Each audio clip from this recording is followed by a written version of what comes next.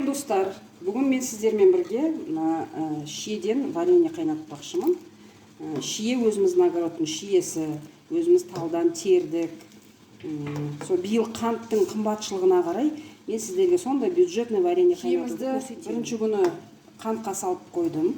Қантын әдеттегідей аз, биыл былтырғыға қарағанда аздау салдым. Енді сол қантын салып қойдым, сол күні соғы шықты, әдемі болып соғы шықты. Соғы шыққаннан кейін бір 10-15 минут қайнатып, бұрқ еткізіп қойып қойдым. Бір сутка тұрды одан кейін.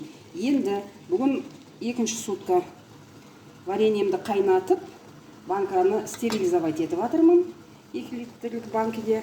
Енді вареньемді жабамын. Соғы, міне сондай әдемі соғы шықты.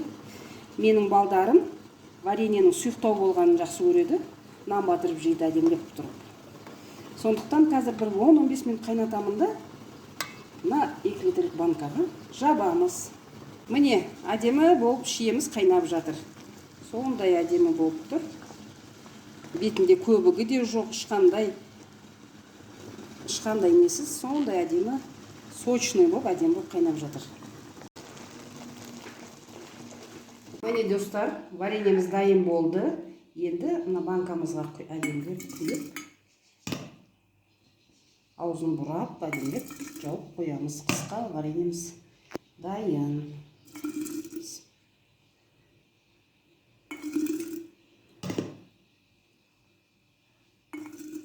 Әдемі. Менің балдарым осындай сұйықты жақсы көреді. Егер сұйықтығы сәл сұйық болып жатса, қыстың күні ашасыз да, қант тағы да кішкене қосып, бір қайнатып ала саласыз. Түсі қандай әдемі болды. Вареньенің түсі сондай әдемі. Сіздерге көрініп тұр ма? Қараңыздаршы, міне. Түсі сондай әдемі болып тұр, міне. Құйылған кезде өзінің.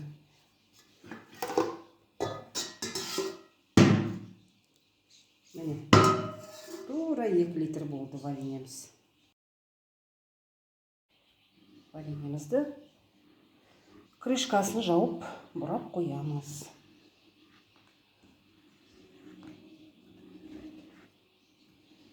Вареньеміз дайын. Каналымыз ұнаса, лайк басып, бізді қолдап қойыңыздар. Бізге сіздің қолдауларыңыз өте қажет.